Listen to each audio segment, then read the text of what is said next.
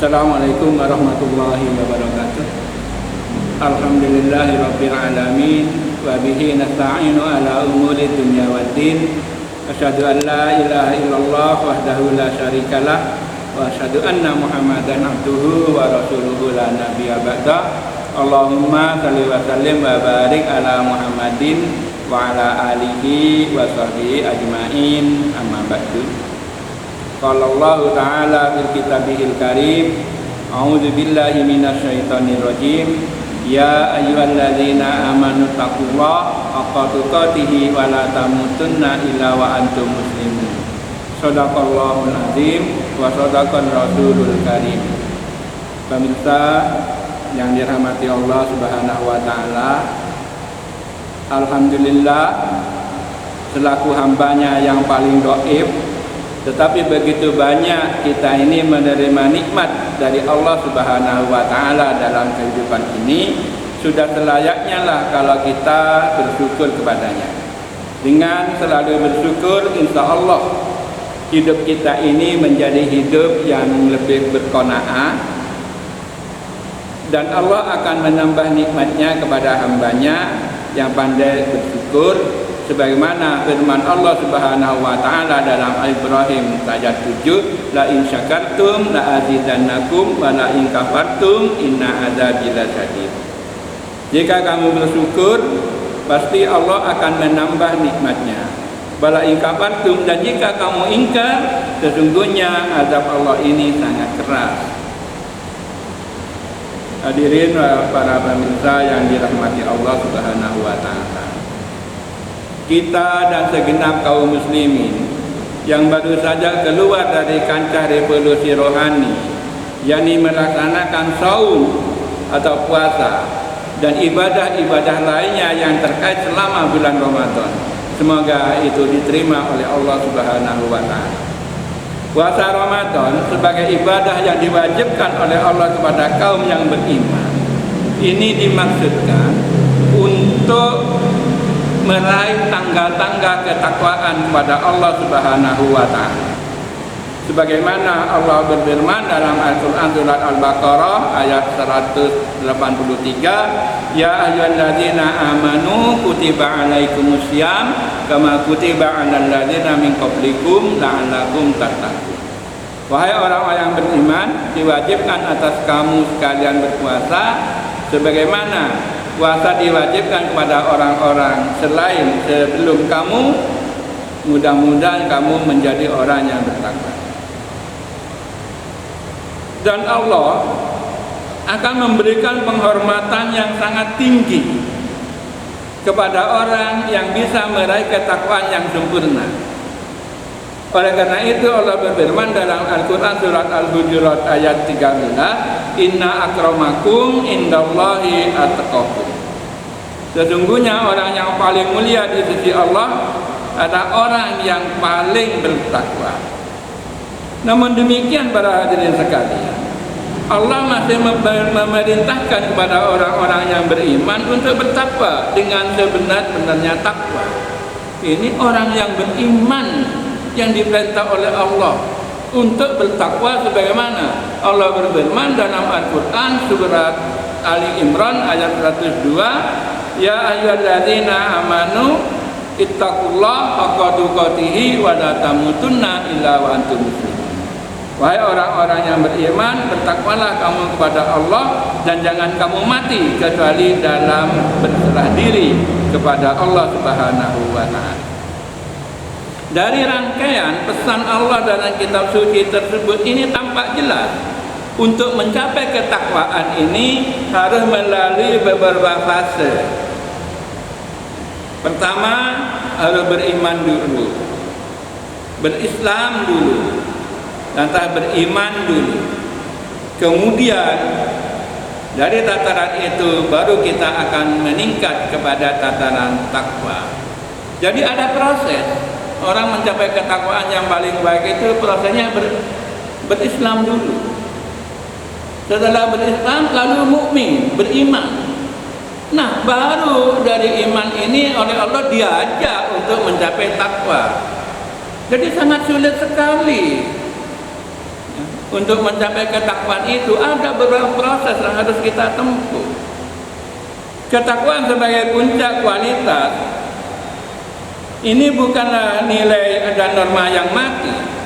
Orang yang bertakwa harus memiliki jiwa yang bersih, jujur, disiplin, tanggung jawab, taat aturan, suka bekerja keras, berani menyampaikan kebenaran, dan malu jika berbuat dosa. Dan juga orang yang bertakwa serta memiliki kehormatan dan martabat diri. Oleh karena itu, ketakwaan harus melahirkan sikap ihsan, bukan fasad.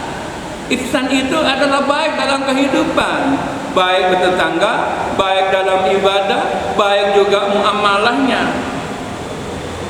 Tidak akan melahirkan orang sifat yang merusak.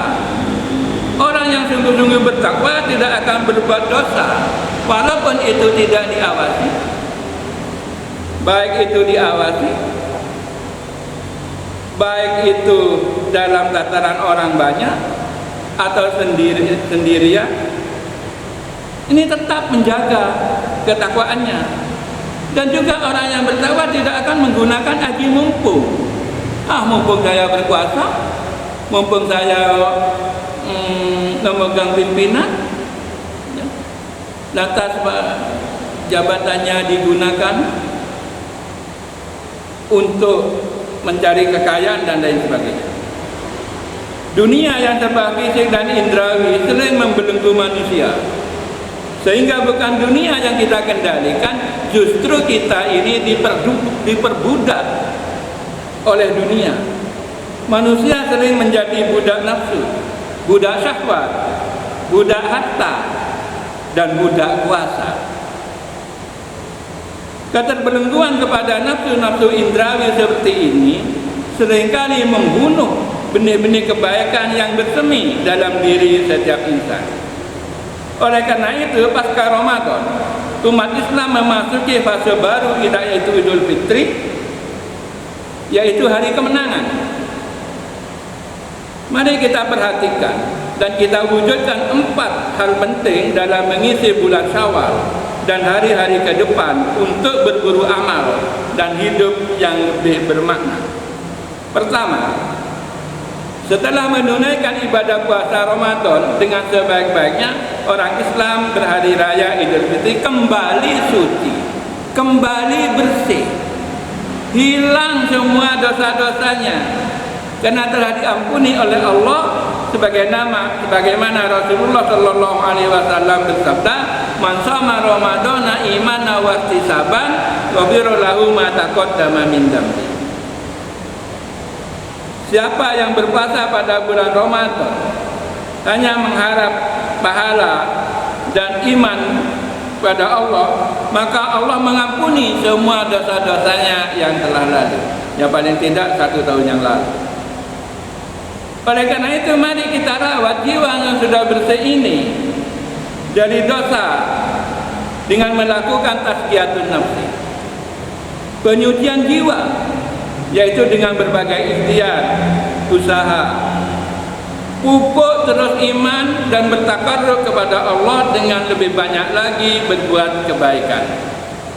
Yang kedua, Idul Fitri merupakan gerakan kembali jiwa yang bersih, kembali kepada fitrah, berarti menemukan kembali potensi diri manusia selaku dari makhluk Tuhan dan autentik.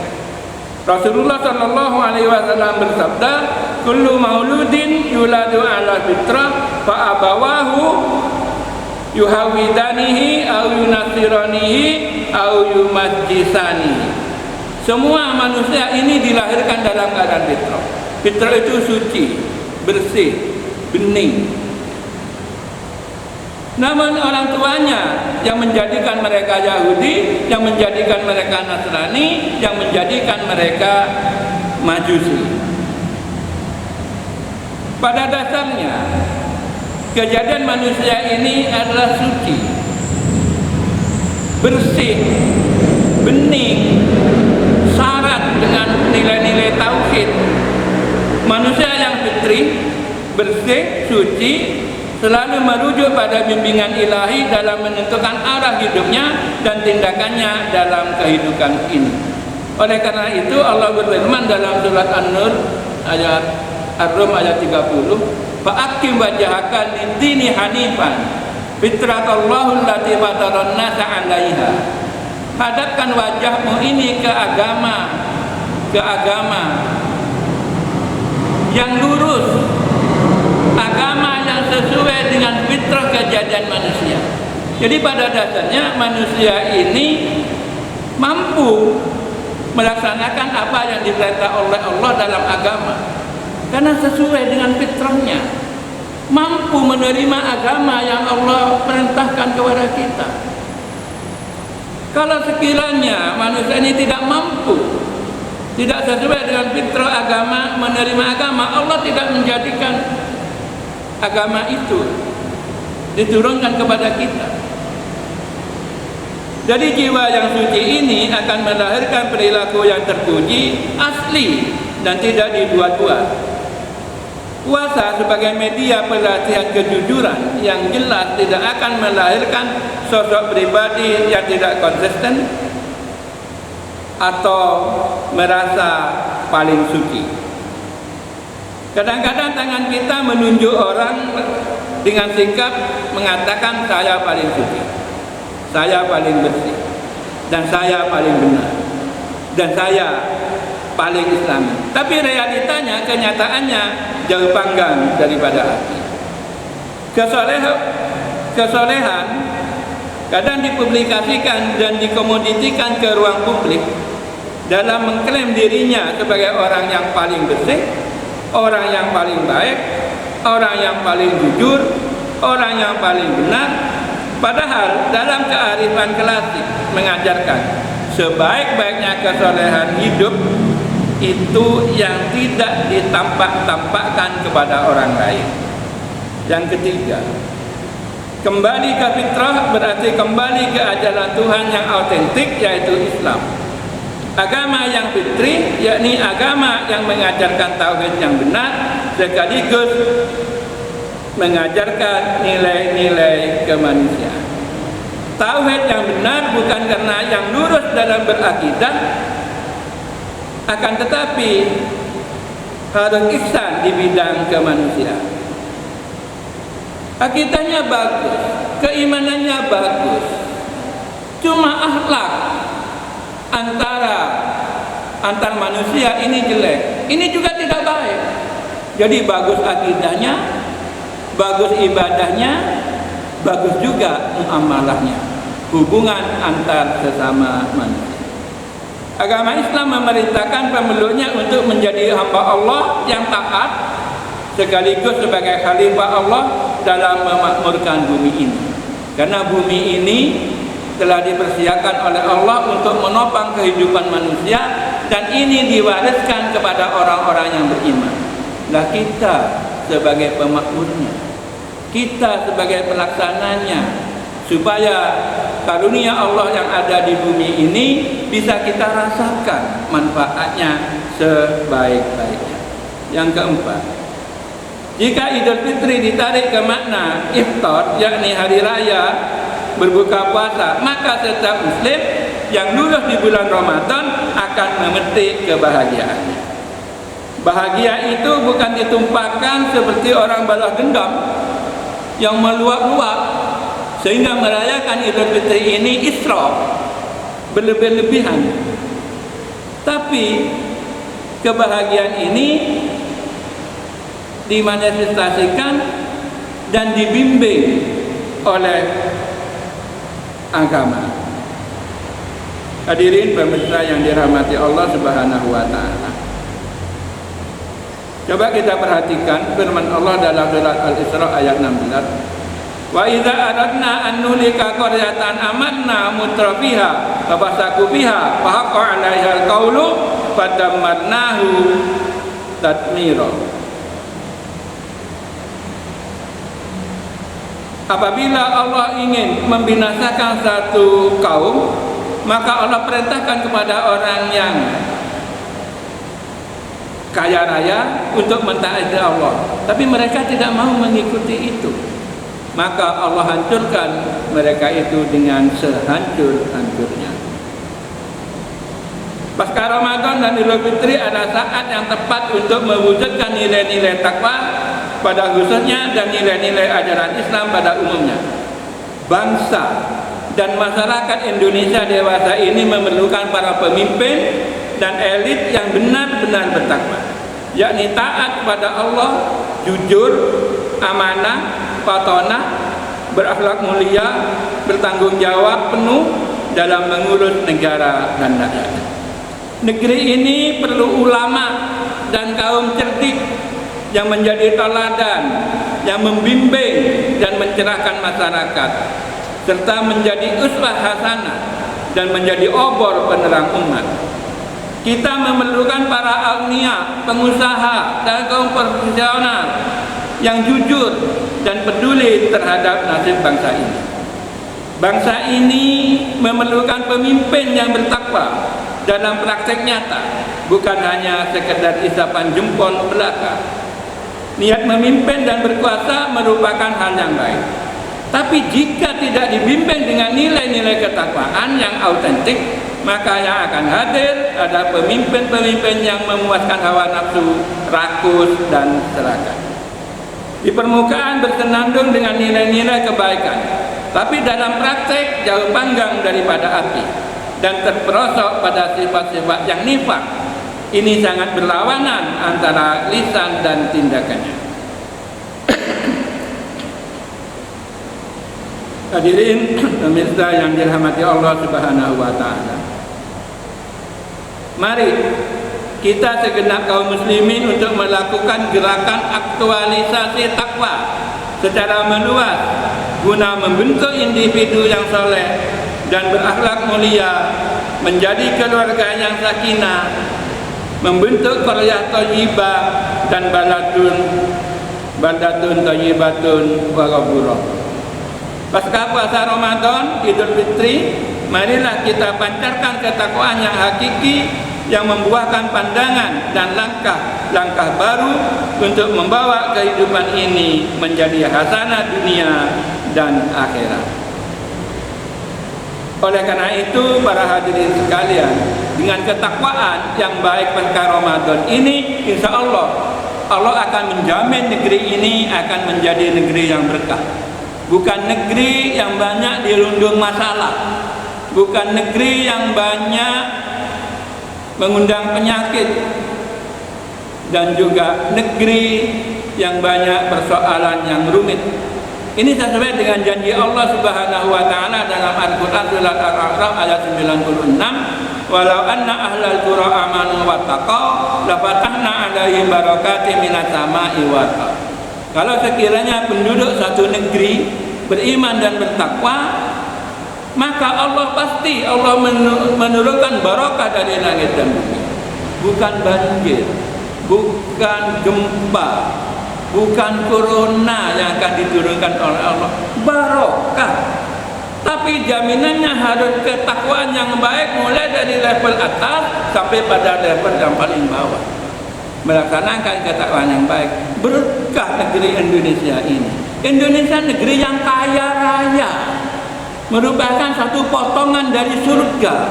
Apa yang tidak ada di negeri kita ini? Nah, karena ketakwaan kita pada Allah ini masih sangat kurang, maka Allah mencoba bangsa ini dengan beberapa masalah yang sampai sekarang yang belum kunjung selesai adalah masalah virus corona 19 ini.